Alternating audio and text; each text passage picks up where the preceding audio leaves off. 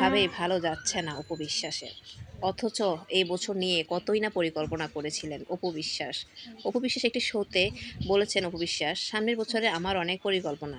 শাকিব খানকে নিয়ে এবং জয়কে নিয়ে। জয়কে বিদেশে দিব এবং আমি আর শাকিব খান মিলে বিদেশে থাকা হবে।" সে পরিকল্পনা কোনোটাই যেন এ বছর আর টিকে থাকছে না। অপু বিশ্বাস একদিকে শাকিব খানের মুখ খোলার পর অনেকে বুঝে গেছে যে অপু বিশ্বাসের সাথে কোনো কিছু নেই শাকিব খানের। অন্যদিকে বিভিন্ন সময় অপু বিশ্বাসের বিরুদ্ধে চলতেছে চুরির অভিযোগ, প্রতারণার অভিযোগ, ব্ল্যাকমেইলের অভিযোগ, আইডি হ্যাক, ইউটিউব হ্যাক করে অভিযোগ। এভাবেই চলছে এই বছরটা অপু বিশ্বাসের। তার মধ্যে আবার সিনেমার সংকটে ভুগছেন। তারপর অপু বিশ্বাসের দীর্ঘদিন যাবৎ কোনো সিনেমায় সে থাকছে না। আর কোনো সিনেমায় দেখতে পাচ্ছে না দর্শকরা তাকে। যদিও নিজেকে অনেকটাই পরিবর্তন করেছেন নায়িকা অপু বিশ্বাস।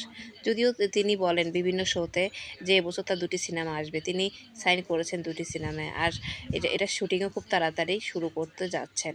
কিন্তু আমরা কোনো শুটিং কোনো কিছু আপডেট পাচ্ছি না। ২ বছর যাবতই শুনছি এ কথা। কিন্তু নতুনভাবে আবারও ঝামেলায় জড়ালেন অপু বিশ্বাস।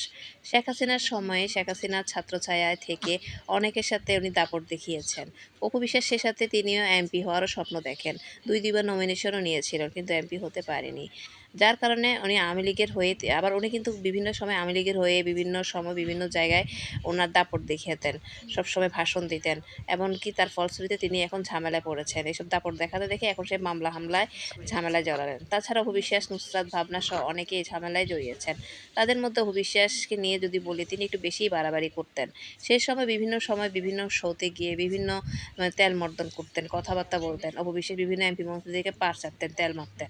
এই অপু বিশ্বাস। অপু বিশ্বাস নিজেকে সব জায়গায় ওই দলের কর্মী বলে বলতেন, নেত্রী বলতেন, শোনা যাইত বিভিন্ন অনুষ্ঠানেও বলতেন। এমনকি শেখ হাসিনাকে আইডলও বলত। এসব কারণে এসব ঝামেলায় এখন জড়িয়ে পড়েন অপু বিশ্বাস।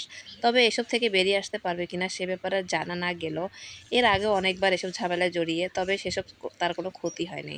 এবার